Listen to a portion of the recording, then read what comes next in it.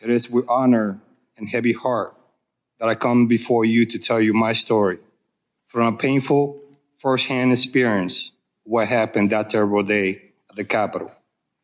I'm providing this testimony solely on my personal capacity and not as a representative of the U.S. Capitol. It is imperative that the events of January 6 are fully investigated and the Congress and the American people know the truth of what actually occurred and that all those responsible are held accountable, particularly to ensure that a horrific and shameful event in our history never repeats itself. I applaud you for pursuing this objective. Even though there is overwhelming evidence to the contrary, including hours and hours of videos and photographic coverage, there is a continuous shocking attempt to ignore or try to destroy the truth of what truly happened that day and to whitewash the facts into something other than what they all mistakenly reveal, an attack on our democracy by a violent domestic extremist and a stain on our history and our moral standing here at home and abroad. As a child in the Dominican Republic, I look up to the United States as the land of opportunity and a place to better myself. And from that moment I landed at JFK in 1992, I have tried to pursue that goal. Thankfully, I achieved that goal on many levels. I was the first in my family to graduate college, join the Army, and become a police officer. On July 23rd, 1999, the day before my 21st birthday, I raised my hand and swore to protect the Constitution of the United States. Because this country gave me an opportunity to become anything that I wanted. At that time, I already started basic training with the Army Reserves. In fact, I raised my hand several times in ceremonies to pledge my commitment to defend and protect the Constitution of the United States. When I joined the Army Reserves, when I was promoted to Sergeant Warrant in the Army, when I was promoted during my naturalization ceremony, and when my reenlistment in the Army, when I joined the United States Capitol Police, and lastly, when I was promoted to Sergeant 3 years ago. I have always taken my oath seriously. On January 6, 2021, I fulfilled my oath once more, this time to defend the United States Capitol and members of Congress carrying out their constitutional duties to certify the results of the November 2020 presidential election. To be honest, I did not recognize my fellow citizens who stormed the Capitol on January 6, or the United States that they claim to represent. When I was 25 years old and then a sergeant in the Army, I had deployed to Iraq for Operation Iraqi Freedom. From time to time, I volunteered to travel on IED-infested roads to conduct supply missions for U.S. and allied forces and local Iraqi population as well. But on January 6, for the first time, I was more afraid to work at the Capitol than my entire deployment to Iraq. In Iraq, we expected armed violence because we were in a war zone, but nothing in my experience in the Army or as a law enforcement officer prepared me for what we confronted on January 6. The verbal assaults and disrespect we endured from the rioters were bad enough. I was falsely accused of betraying my oath, of choosing my paycheck over my loyalty to the U.S. Constitution, even as I defended the very democratic process that protected everyone in the hostile crowd. While I was at the Lower West Terrace at the Capitol, working with my fellow officers to prevent the breach and restore order, the rioters called me traitor. a disgrace, and shouted that I, an Army veteran and a police officer, should be executed. Some of the rioters had the audacity to tell me there was nothing personal, that they would go through me, through us, police officers, to achieve their goal, as they were breaking metal barriers to use as a weapon against us. Or they use more menacing language. If you shoot us, we all have weapons, we will shoot back. Or we'll get our guns, we outnumber you. They said, join us. I heard specific threats to the lives of Speaker Nancy Pelosi and then also Vice President Mike Pence. But the physical violence we experienced was horrific and devastating. My fellow officers and I were punched, kicked, shoved, sprayed with chemical irritants, and even blinded with eye-damaging lasers by a violent mob, who apparently saw us, law enforcement officers, dedicated to ironically protecting them as U.S. citizens, as an impediment to their attempted insurrection. The mob brought weapons to try to accomplish their insurrectionist objectives and use them against us. These weapons included hammers, rebars, knives, baton, and police shields taken by force, as well as bear spray and pepper spray. Some of the rioters wore tactical gear, including bulletproof vests and gas masks. The rioter also forcibly took out batons and shields to use them against us. I was particularly shocked at seeing the insurrectionists violently attack us with the very American flag that they claim to sought to protect. Based on the coordinated tactics we observed and verbal commands we heard, it appears that many of these attackers had law enforcement or military experience. The rioters were vicious and relentless. We found ourselves in a violent battle, desperate to attempt to prevent the breach of the Capitol by the entrance near the inauguration stage. Metropolitan police officers were being pulled into the crowd. We have one right here, right next to me.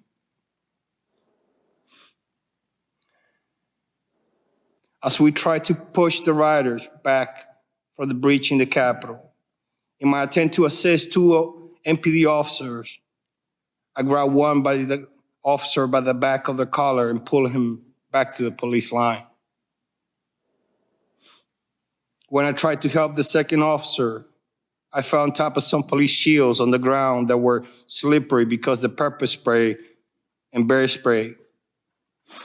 Rioters immediately began to pull me by my leg, by my shield, by my gear strap on my left shoulder.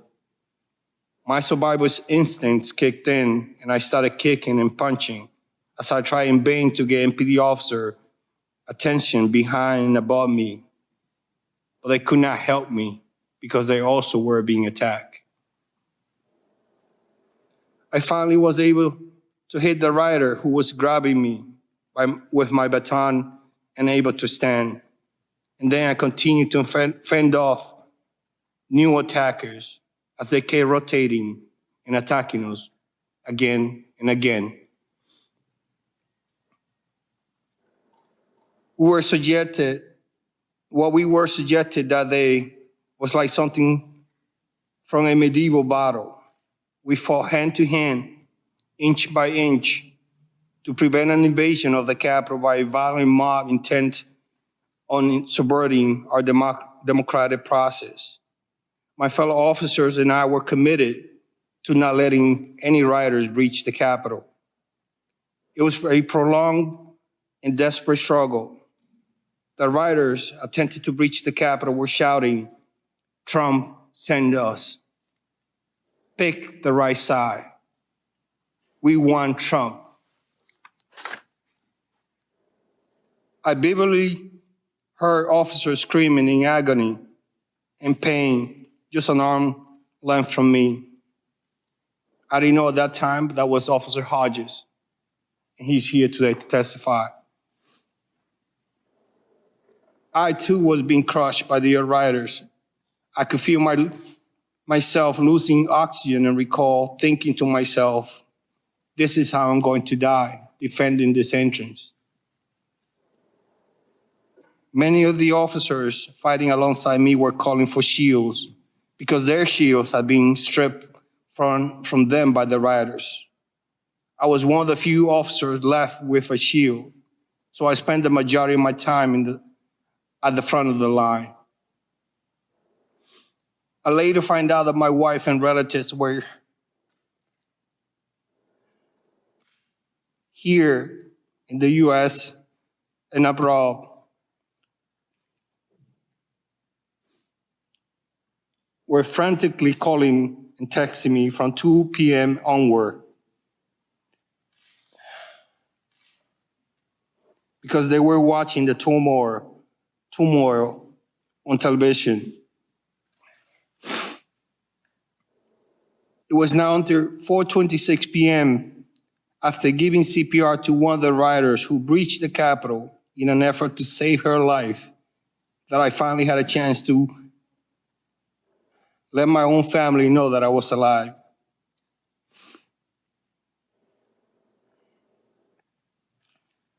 After order has been restored at the Capitol, in many hours, I arrived at home at nearly 4 a.m. on January 7th. I had to push my wife away from me because she wanted to hug me. And I told her no, because of all the chemical that my uniform had on. Sorry.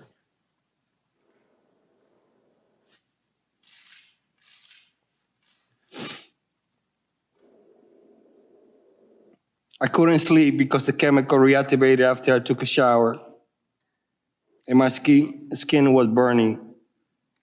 I finally fell asleep 2 hours later, completely physically and mentally exhausted. Yet by 8 o'clock a.m., I was already on my way back to the Capitol.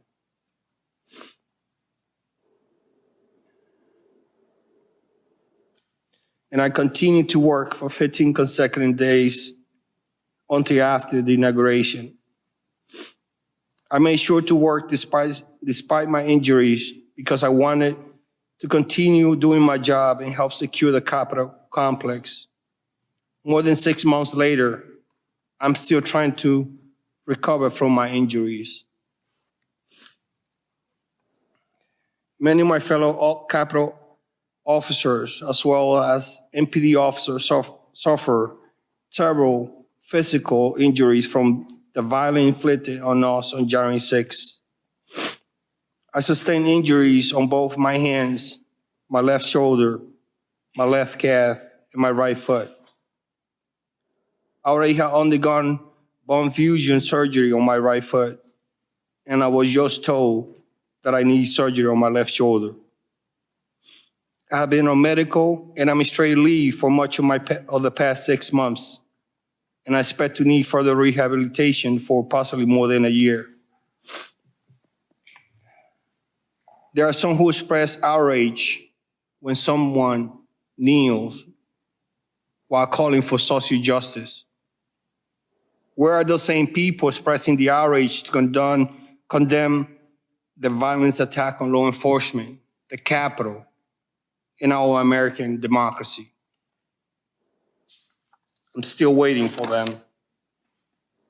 As Americans in the world watching horror what was happening at the Capitol, we did not receive timely reinforcement and support we needed.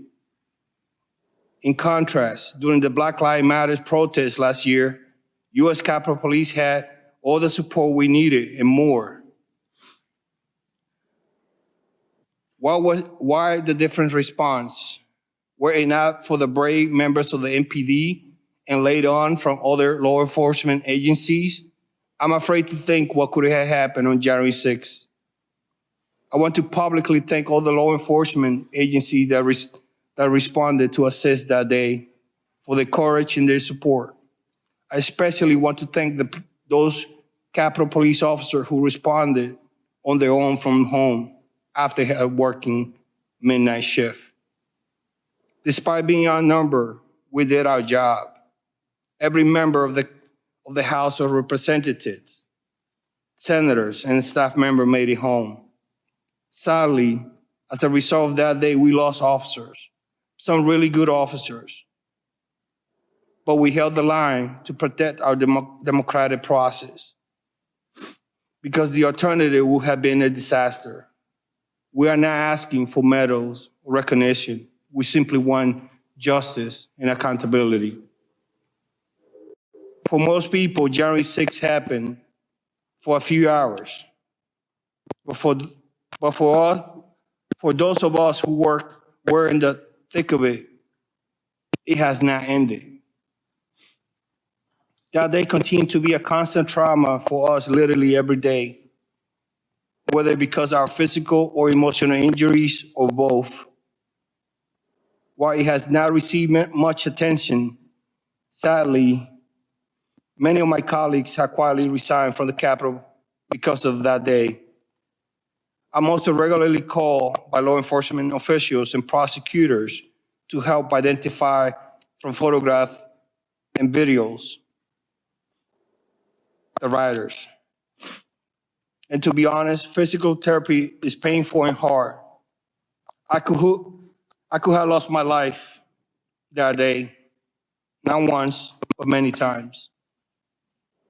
But as soon as I recover from my injuries, I will continue forward and proudly serve my country in the U.S. Capitol Police.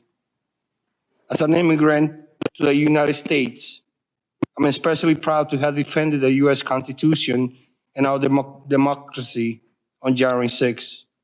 I hope that everyone in the position of authority in our country has the courage and conviction to do their part by investigating what happened on that terrible day and why. This investigation is essential to our democracy, and I'm deeply grateful to you for undertaking it. I'm happy to assist as I can and answer any question you may have to the best of my ability. Thank you.